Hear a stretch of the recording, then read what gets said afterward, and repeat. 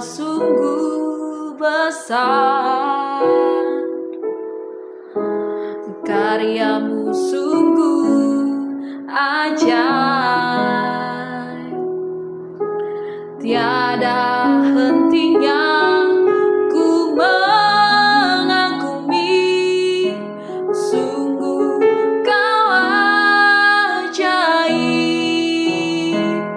Ku mau selalu bersyukur kepadamu Tuhan, anugerah-Mu mempesonaku, dan selalu kau angkat hatiku, kau membuatku berharga di matamu.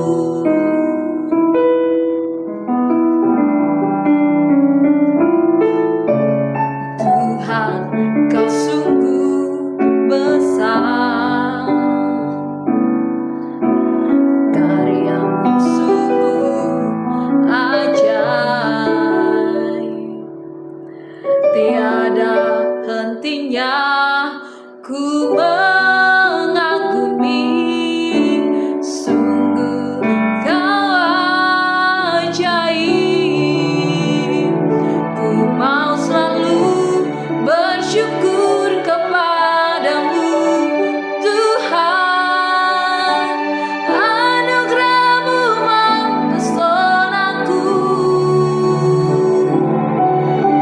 selalu dan selalu kau angkat hatiku, kau membuatku berharga di matamu.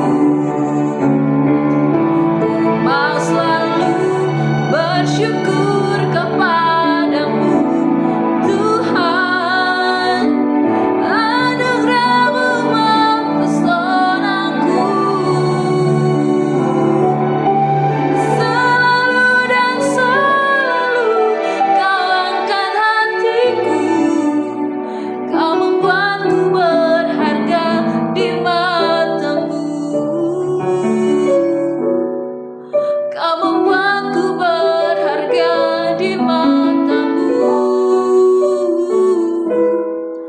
kau membuatku berharga di matamu.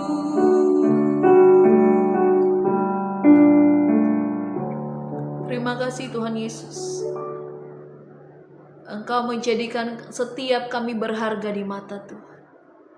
Terima kasih Tuhan Yesus untuk kesempatan hari ini. Terima kasih kami boleh menikmati hari ini dengan sukacita yang dari Tuhan. Menikmati hari ini dengan berkat-berkat yang dari Tuhan. Terima kasih Tuhan Yesus. Terima kasih. Ajar kami Tuhan lewat renungan firman Tuhan hari ini. Biar setiap kami boleh menerima rema yang baru untuk kami pakai di dalam kehidupan kami ya Tuhan. Terima kasih Tuhan Yesus, bersabdalah karena kami sudah siap. Dalam nama Yesus, haleluya. Amin. Shalom Bapak Ibu Saudara yang dikasihi Tuhan. Kita berjumpa lagi dalam perenungan intim dengan Allah. Pada hari ini, hari Rabu tanggal 18 Maret 2026, kita akan mendengarkan dan merenungkan sebagian daripada firman Tuhan yang bertemakan kekuatan dan misteri dari ketaatan. Pada perenungan hari ini yang berfokus dalam Markus 14 ayat 3-9. Pada pembacaan Alkitab kita 1 tahun ini terdapat di dalam Ayub pasal 28-29 dan 1 Korintus pasal 10 ayat 1-18. Ayat emasnya hari ini yang terambil dalam 1 Samuel 16 ayat 1 dan ayat yang keempat. Saya harap Bapak Ibu Saudara-saudari menyempatkan diri untuk membaca beberapa ayat tersebut. Saya akan membacakan dalam 1 Samuel 16 ayat 1 dan 4 demikian firman Tuhan. Berfirmanlah Tuhan kepada Samuel, berapa lama lagi engkau berduka cita karena Saul? Bukankah ia telah kutolak sebagai raja atas Israel? Isilah tabung tandukmu dengan minyak dan pergilah. Aku mengutus engkau kepada Isai, orang Betlehem itu, sebab di antara anak-anaknya telah kupilih seorang raja bagiku. Samuel berbuat seperti yang difirmankan Tuhan, dan tibalah ia di kota Betlehem. Para tua-tua di kota itu datang mendapatkannya dengan gemetar dan berkata, "Adakah kedatanganmu ini membawa selamat?" Perikop ini menceritakan ketika Yesus berada di rumah Simon yang dapat dikenal dengan si kusta di kota Betania. Saat itu terjadi beberapa hal penting yang patut menjadi pembelajaran rohani yang berharga untuk diperhatikan. Yang pertama, Yesus berkenan makan di rumah Simon dalam ayat yang ketiga. Dilihat dari sudut agama, seseorang yang berpenyakit kusta diposisikan sebagai orang najis. Dapat membacanya dalam Imamat 13-14. Mereka harus dipisahkan dari kehidupan sosial. Mereka tidak diperkenankan untuk mengikuti ritual keagamaan sebelum dinyatakan sembuh oleh imam. Tidak boleh hidup serumah dengan anggota keluarga lainnya. Saat terdapat orang lain yang mendekat, mereka harus berkata dengan suara keras, "Najis, najis." Dengan demikian, orang lain yang belum mengetahui posisi mereka sebelumnya akan menjaga jarak. Setiap orang yang berpenyakit kusta layaknya dipandang sebagai orang berdosa. Mereka dipandang rendah, mereka dijauhi masyarakat, tetapi Yesus memperlihatkan sikap yang berbeda dari yang dipahami masyarakat pada umumnya. Yesus mendatangi rumah Simon atau si kusta tersebut, tidak hanya sekedar di home visit, tetapi duduk bersama dengan Simon di rumahnya. Tidak cukup hanya di situ, Yesus berkenan makan bersama dengan Simon. Yesus memperlihatkan penerimaan yang tulus bagi mereka yang dipinggirkan oleh masyarakat. Yesus menunjukkan kasih yang sempurna terhadap setiap orang yang membutuhkannya. Karena itu, hal ini patut menjadi pembelajaran yang sangat penting bagi setiap orang yang membutuhkan belas kasihan yang dari Tuhan untuk memperbaharui kehidupan. Ia datang ke dunia ini untuk mencari dan menyelamatkan orang berdosa. Jangan pernah ragu untuk datang kepada Yesus. Lalu yang kedua, seorang perempuan meminyaki kepala Yesus dengan minyak narawastu yang mahal dalam ayat yang ketiga. Saat Simon dan Yesus makan bersama, datanglah seorang perempuan membawa buli-buli pualam berisi minyak narawastu yang mahal. Harganya dapat disetarakan dengan upah minimal regional seseorang per tahun. Ia memecahkan buli-buli tersebut serta mencurahkan minyak itu ke atas kepala Yesus. Hal itu dilakukan untuk mewujudkan kasihnya secara total kepada Yesus. Ia tidak memperhitungkan mahalnya minyak tersebut saat mempersembahkannya kepada Yesus. Ia memiliki kerinduan yang besar untuk memberikan yang terbaik untuk Yesus. Ia memperlihatkan penyembahan yang sejati kepada Tuhan tanpa berkata-kata. Hal inilah yang patut dipelajari dari perempuan tersebut. Saat ini tidak sulit untuk menemukan orang-orang pada waktu beribadah. Banyak hal yang dibicarakan dengan orang lain, tetapi minim penyembahan kepada Tuhan.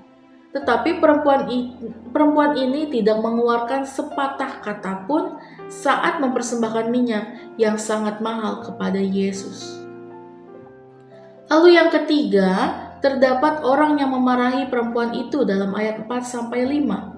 Di tengah-tengah ramainya yang hadir di rumah Simon, terdapat orang yang memarahi perempuan tersebut demikian. "Mengapa engkau memboroskan minyak narawastu ini?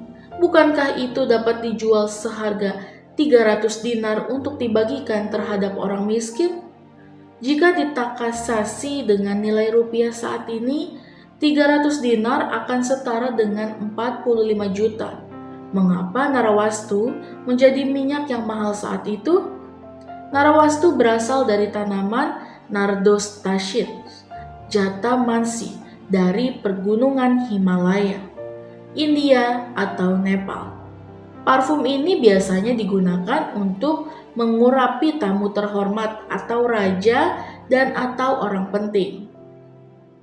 Untuk menggunakannya, buli-bulinya harus dipecahkan. Setelah dipecahkan, minyak yang ada harus digunakan sampai habis. itulah tindakan radikal dari perempuan tersebut. Selain untuk orang-orang terhormat, narawastu juga digunakan menjadi balsam terhadap orang-orang yang telah meninggal sebelum dikuburkan. Untuk alasan yang terakhir inilah, perempuan tersebut melakukannya kepada Yesus untuk mempersiapkan penguburan Yesus nanti yang mendorong perumpamaan tersebut untuk melakukannya. Hanya perempuan itu yang dapat melihat persiapan itu selain Yesus. Ia memiliki penglihatan rohani yang mengarah pada kematian Yesus. Ia dapat melihat secara rohani hal-hal yang akan terjadi kepada Yesus untuk waktu dekat. Lalu yang keempat, Yesus berkata jangan menyusahkan dia dalam ayat yang keenam. Bagi beberapa orang yang hadir di situ menyalahkan tindakan perempuan tersebut karena narawastu yang ditumpahkan perempuan itu ke atas kepala Yesus adalah minyak yang mahal. Kira-kira semahal upah seseorang untuk 1 tahun. Tetapi Yesus membela tindakan perempuan tersebut karena Yesus melihat bahwa yang mendorong perempuan tersebut melakukannya adalah kasih dan ketulusan hati. Sementara orang-orang yang tidak menyetujui hanya melihatnya berlandaskan nilai materi. Perempuan itu melakukannya karena perbuatan baik, penghormatan, dan atau penyembahan yang murni. Orang-orang yang hadir di situ akan mendukung perempuan itu jika memberikannya kepada orang-orang miskin. Tetapi Yesus menilai bahwa pemberian itu juga mengandung nilai yang penting yang diberikan kepada Yesus karena mengandung nilai persiapan sekali untuk selamanya pada penguburan Yesus dalam ayat yang ke-8. Lalu terakhir yang kelima, selama pemberitaan Injil dilakukan, ia akan disebut sebagai pengingat dalam ayat yang ke-9. Yesus menghargai pengorbanan yang tulus, sementara orang lain melihat yang dilakukan perempuan tersebut sebagai pemborosan. Tetapi Yesus melihatnya sebagai tindakan yang jujur, ikhlas, tindakan penghormatan yang besar dan bernilai penting karena dilakukan tanpa melihat nilai materialnya. Siapa saja yang melakukan tindakan kasih yang sejati, tulus dan murni tanpa pengharapan belas jasa apapun akan diperhatikan oleh orang lain.